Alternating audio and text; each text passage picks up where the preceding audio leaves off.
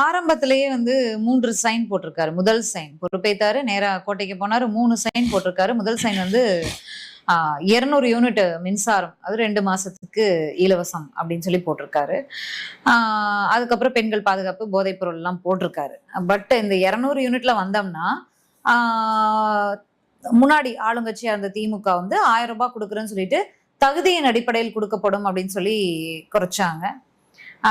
அத வந்து பல்வேறு விமர்சனங்கள் பல்வேறு கட்சியினர் வச்சாங்க. இப்ப இவர் வந்து அனைவருக்கும் 200 யூனிட் மின்சாரம் இலவசம் சொல்லிட்டு 500 யூனிட் வரைக்கும் யாருக்கு வருதோ அவங்களுக்கு தான் 200 யூனிட் மின்சாரம் 2 மாதத்திற்கு தான் சைன் போட்டிருக்காரு. இதை நம்ம எப்படி புரிஞ்சுக்கிறது? இந்த விஷயத்துல நம்ம விஜய் ஆதரிச்சுதான் ஆகணும். ஏன்னா நல்லா சாப்பிட்டு விட்டு அவன் காரு பங்களான்னு வச்சுட்டு ஏசி போட்டு தூங்குறவனுக்குலாம் வந்து இலவசம் கொடுத்தா என்ன? கரெக்ட் தான். ஏழைகளுக்கு தான் கொடுக்கும். வசதி இல்லாதவர்கள் வழி இல்லாதவர்களுக்கு கொடுத்தா ஏற்றுக்க வேண்டியது. அது கரெக்ட் தான். அதே தானே முந்தைய ஆட்சியிலும்